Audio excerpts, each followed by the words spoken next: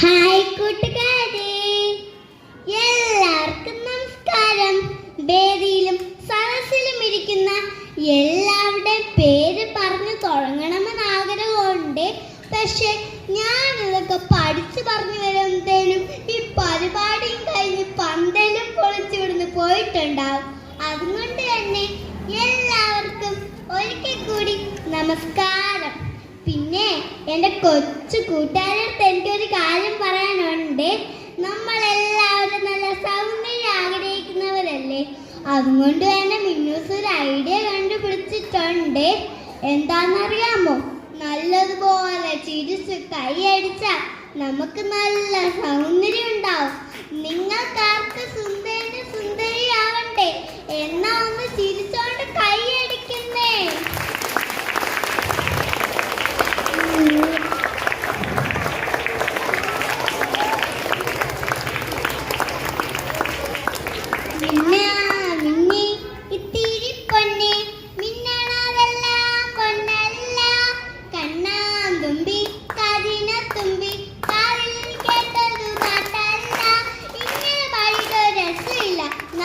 ഒരുമിച്ച് കൈയടിച്ച് പാടിയാലോ?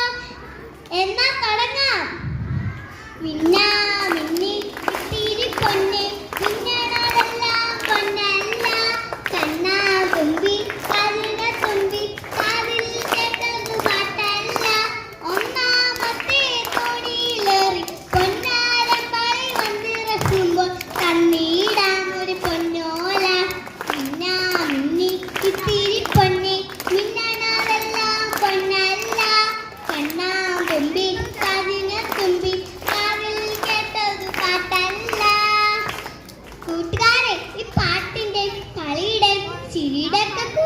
നമ്മൾ പഠിക്കൂടെ വേണേ. കൂട്ടുകാർ കേട്ടിട്ടില്ലേ, നാം എന്തെങ്കിലും നേടണമെന്ന് ആഗ്രഹിച്ചാൽ അത് നേടാനായി ഈ ലോകം തന്നെ നമ്മുടെ കൂടെ നിൽക്കുമെന്ന്. പിന്നെ നമ്മൾ ആഗ്രഹിച്ചാൽ മാത്രം പോരാ കേട്ടോ, അതിനു വേണ്ടി ശ്രമിക്കൂടെ വേണേ. പിന്നെ മിന്നൂസ് ഉൾപ്പെടെയുള്ള എല്ലാ കുട്ടികളുടെ പാരൻസ് എന്താ പറയുന്നത് നിങ്ങൾക്കറിയാമോ? 24 മണിക്കൂർ മൊബൈൽ കണ്ടോണ്ടിരുന്നോ, ഒന്നും പഠിക്കണ്ടെന്ന്. എന്നിട്ട് നമ്മളെ പഠിക്കാൻ ഇരുത്തിട്ടോ അവര് മൊബൈലും കണ്ടോണ്ടിരിക്കും. ഓരോ ദിവസം ഇന്ന സമയത്ത് എന്ന് ചോദിച്ച അമ്മ ഈ തൂത്തൂത്തെലുമ്പ് എന്ത് കാണാമെന്ന്. അമ്മ ഇങ്ങനെ ഒരു നോട്ടം നോക്കിയതല്ലാതെ ഒന്നും മിണ്ടിയില്ല. ഓരോ ദിവസം അമ്മ കാണാതെ മിന്നൂസ് മൊബൈൽ എടുത്ത് തൂത്ത് നോക്കി. എന്തോ പറയാനേ എൻ്റെ കൂട്ടുകാരെ, തൂത്തിട്ടും തീരുന്നില്ല. ഇത് കേട്ടിട്ട് നിങ്ങളാരും വീട്ടിൽ പോയി തൂത്ത് നോക്കാൻ നിൽക്കണ്ട കേട്ടോ. അധികമായ അമൃതം വിഷമാണ്.